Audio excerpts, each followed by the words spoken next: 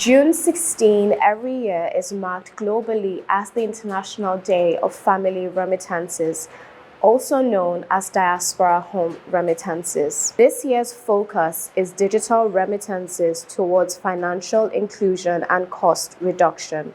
Simply put, how do these remittances impact families and countries to achieve their Sustainable Development Goals, SDGs? It is estimated that about 200 million diasporas send remittances to about 800 million families.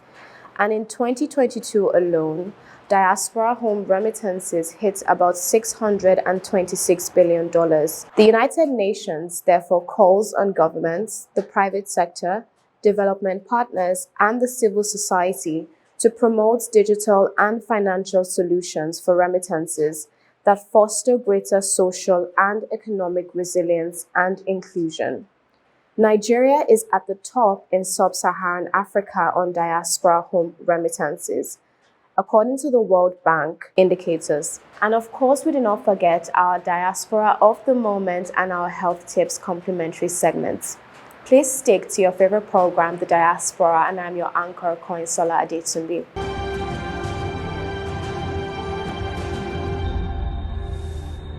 And now let's start our conversation on diaspora home remittances with the Secretary to the Nigerians in Diaspora Commission, Engineer Dr. Sule Yakubu Basi. Please watch. As the Secretary to the Nigerians in Diaspora Commission, sir, can you give us a sense to what family remittances means? Thank you very much. Actually, it's diaspora home remittances, we call it technically. And as you are very aware, the diaspora are people who live outside their countries of origin continuously for more than 1 year, legally and legitimately, and also have a means of livelihood and an address in their country of domicile.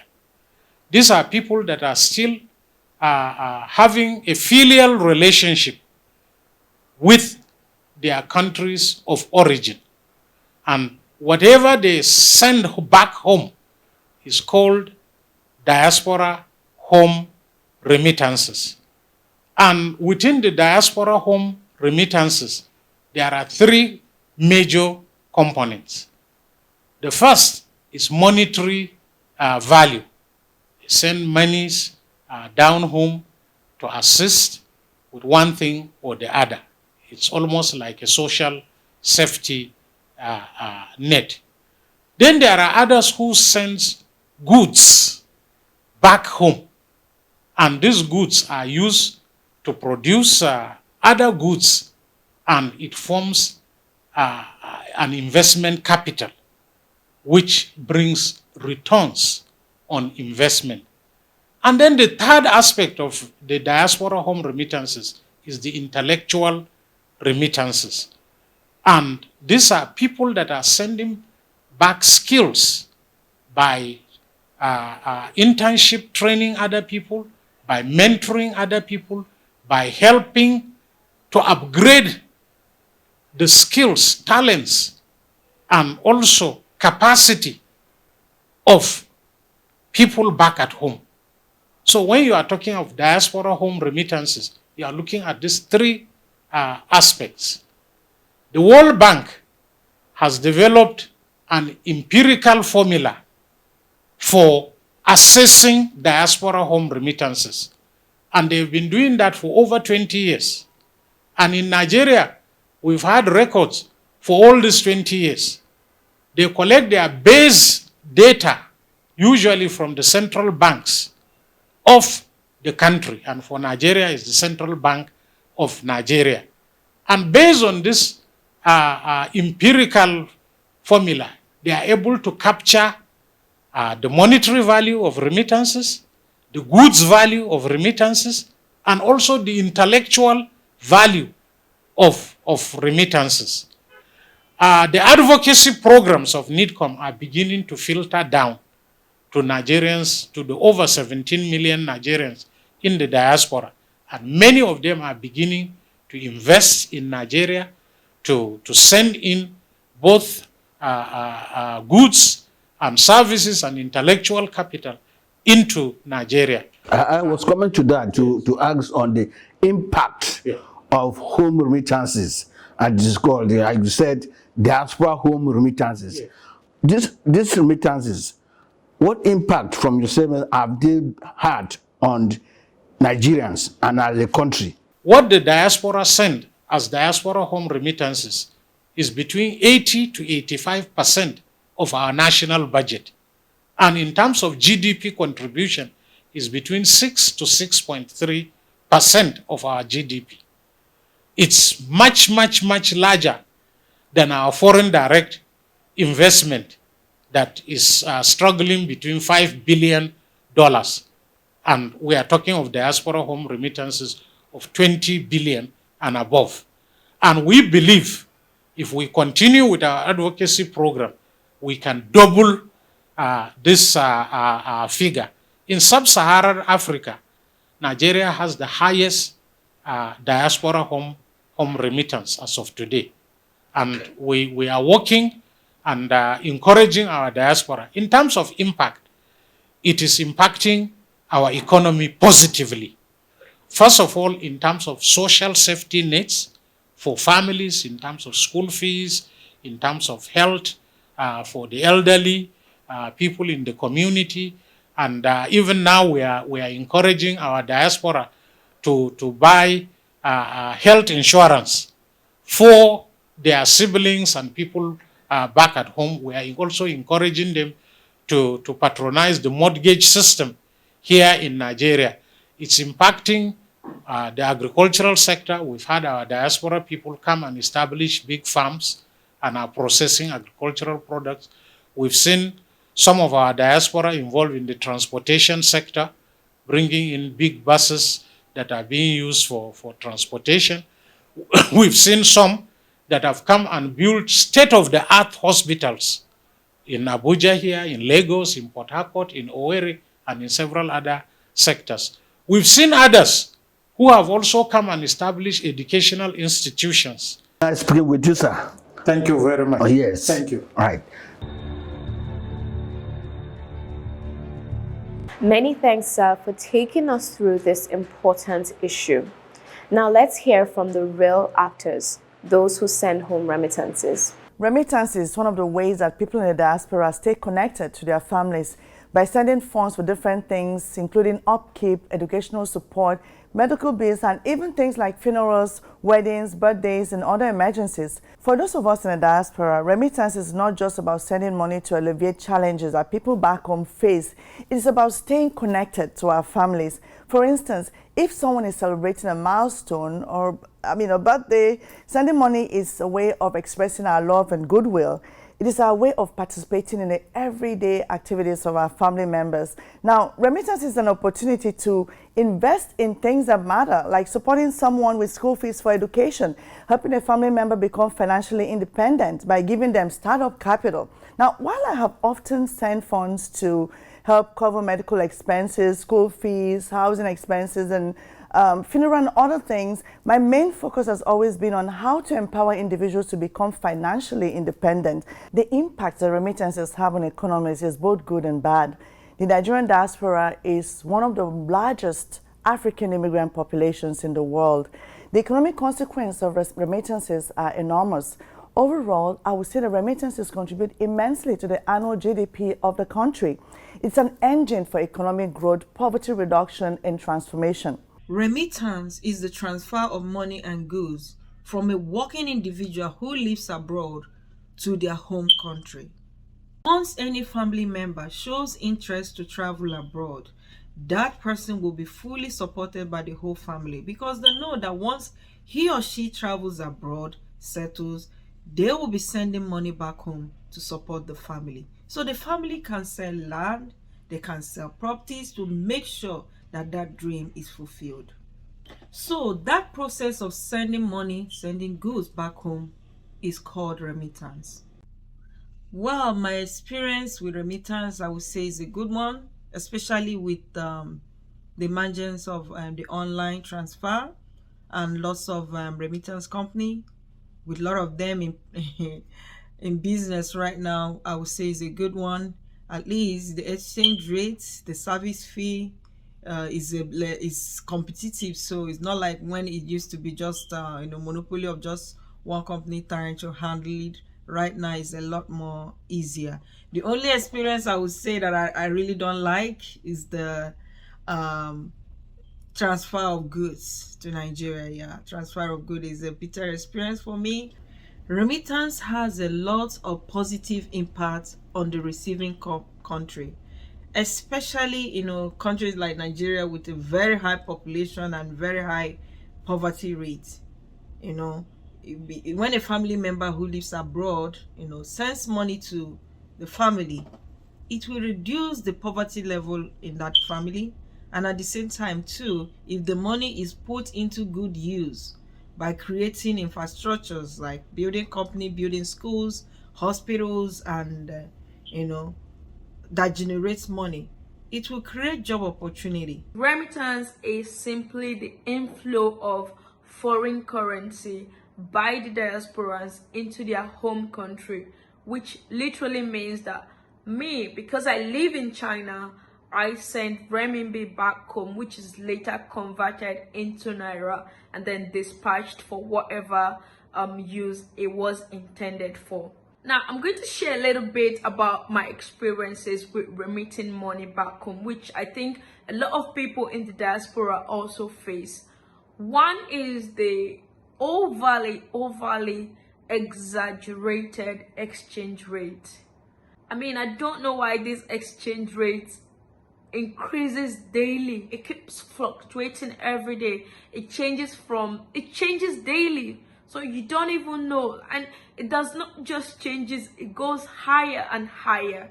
So I think this instability in exchange rate is really a very big problem for myself and a lot of people. So if this exchange rate could be coped by the government, and then we have one fixed exchange rate, and if this exchange rate must change, if they must change or increase, it should be done by the government. The term remittance simply means making a form of routine payments to a platform or a system.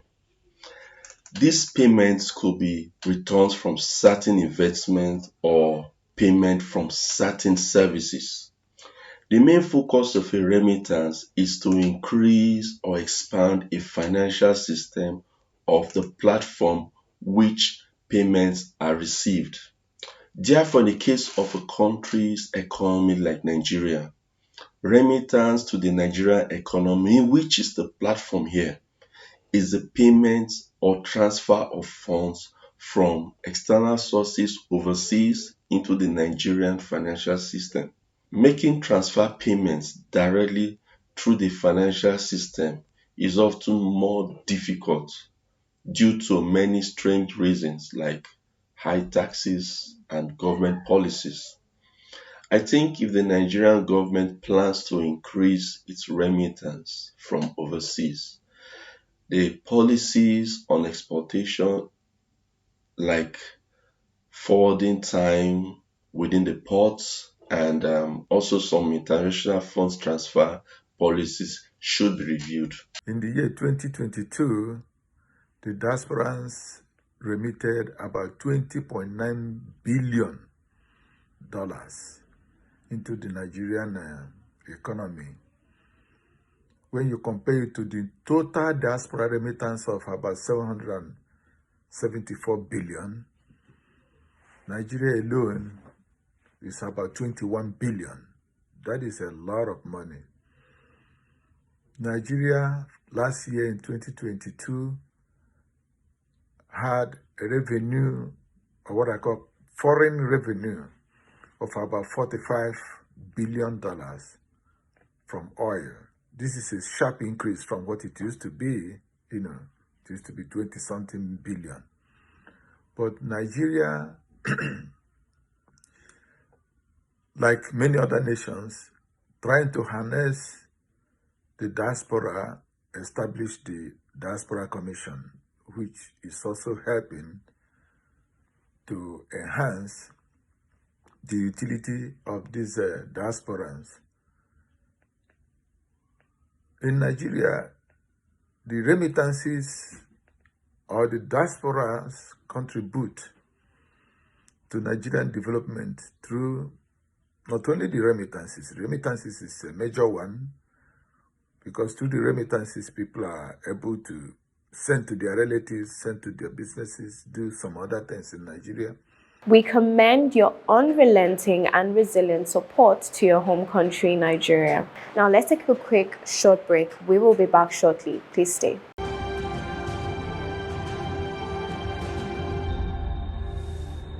For the diaspora phenomena to be successful, you must engage with the diaspora, you must empower them and also enable them to be agents of change.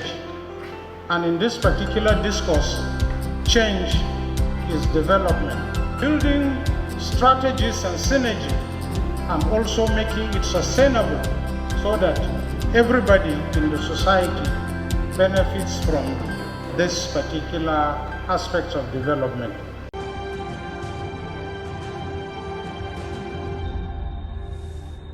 And now over to our health tips segment with our ANPA doctor.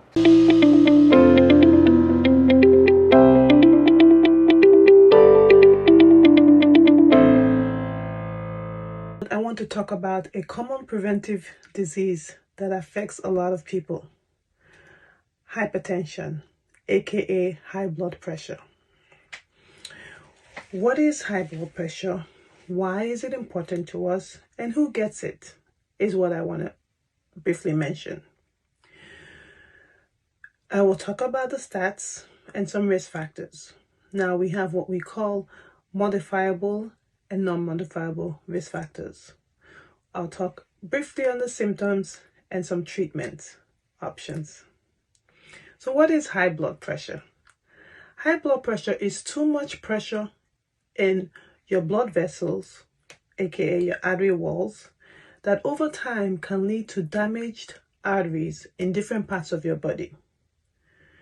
A sign that the heart or vessels are overworked. So for example, high blood pressure in the brain can result in a stroke. High blood pressure in your kidneys can cause kidney failure.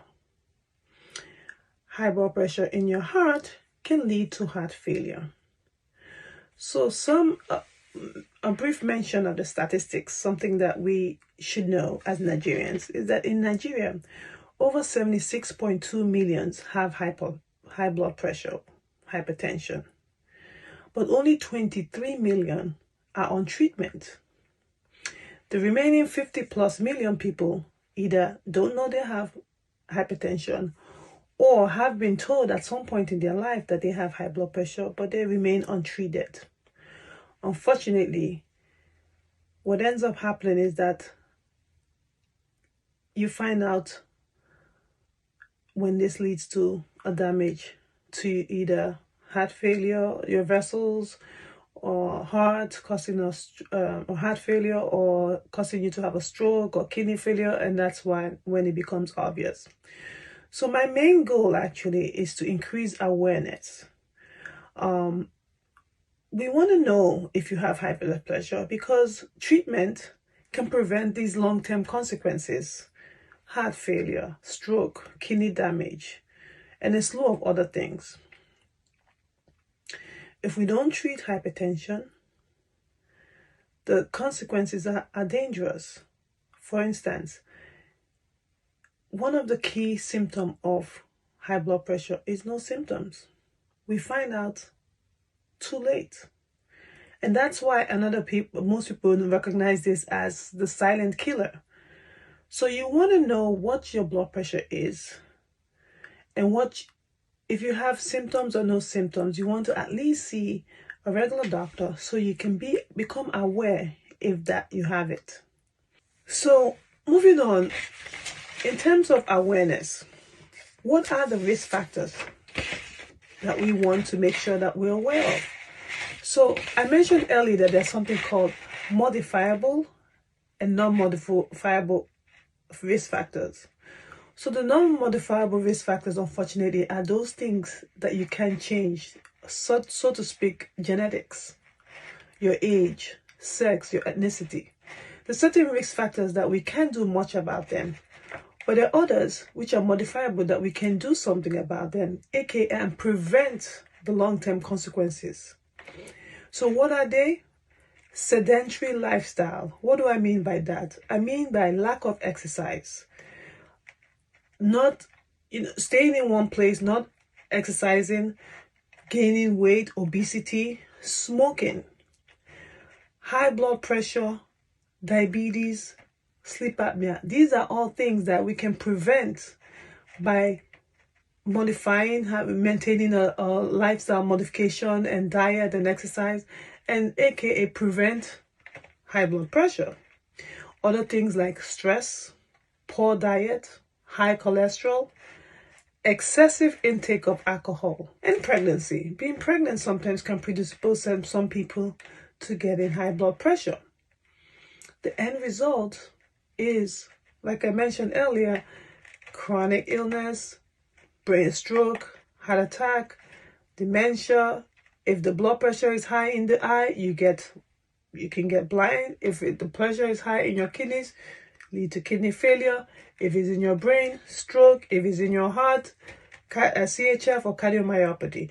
So these are the things that we want to prevent by increasing awareness, by making us all know that hypertension is dangerous. Up next is our Diaspora of the Moment with Shaliwa Ajila presenting. Our Diaspora of the Moment is Abel Abel. Abel is a Nigerian-born British leading artificial intelligence expert appointed to the board of the Data Lab Innovation Centre, Scotland, United Kingdom. He is a graduate of the Strathclyde Business School, a leading UK business school, and the University of Lincoln. Mr. Abel, who has, over the years, made significant contributions to the data and artificial intelligence space in the United Kingdom, is a renowned data and technology influencer. His work experience cuts across various sectors from global financial services such as defense, airline and sports. Currently, Mr. Abel is a leading strategic program of work in the Bank of England. Mr. Abel, while reacting to his appointment, said it was an honor and privilege